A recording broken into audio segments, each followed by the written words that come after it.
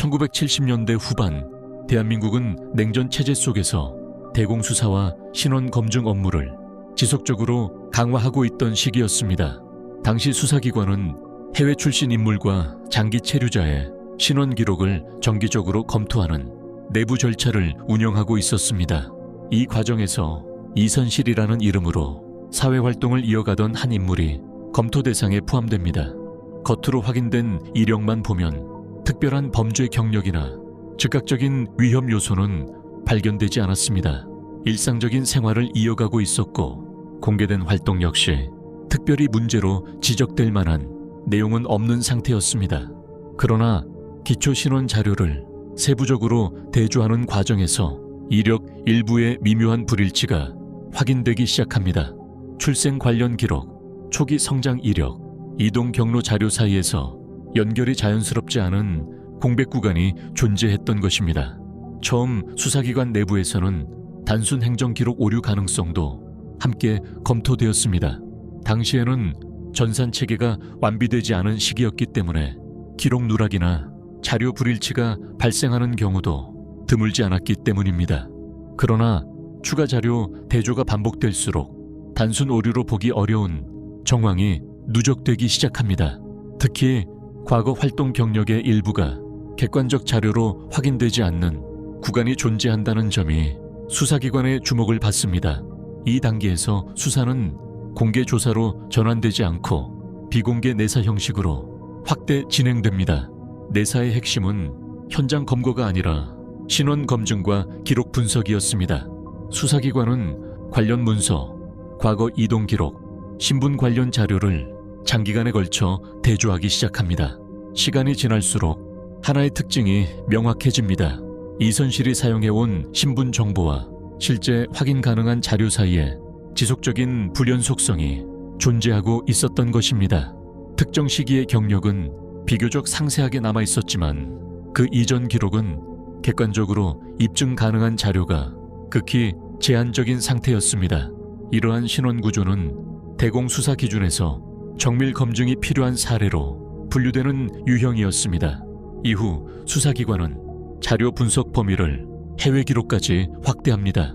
과거 체류 이력과 신분 사용 경로에 대한 교차 검증 작업이 진행됩니다. 이 과정은 단기간에 끝나는 수사가 아니라 장기 검증 중심으로 진행된 것으로 알려져 있습니다. 당시 대공수사는 즉각적인 체포보다 사실 확인과 자료 확보를 우선하는 방식이 일반적으로 적용되었습니다. 자료 검토가 누적되면서 수사기관 내부에서는 중요한 판단이 내려집니다. 단순 신원 불명 사례가 아니라 장기간 위장 신분 사용 가능성이 존재한다는 분석이 제기된 것입니다. 이 시점부터 수사의 성격은 일반 내사 단계에서 대공수사 단계로 전환됩니다. 수사기관은 접촉인물, 생활 경로, 과거 활동 내역을 종합적으로 재분석하게 됩니다. 외부 활동 자체는 평범한 수준이었지만 신분 형성 과정에 대한 객관적 입증 자료가 충분하지 않다는 점이 핵심 쟁점으로 떠오릅니다. 장기간 축적된 자료 분석 결과 신분 관련 핵심 정보가 실제 출신 배경과 일치하지 않을 가능성이 점차 높아집니다.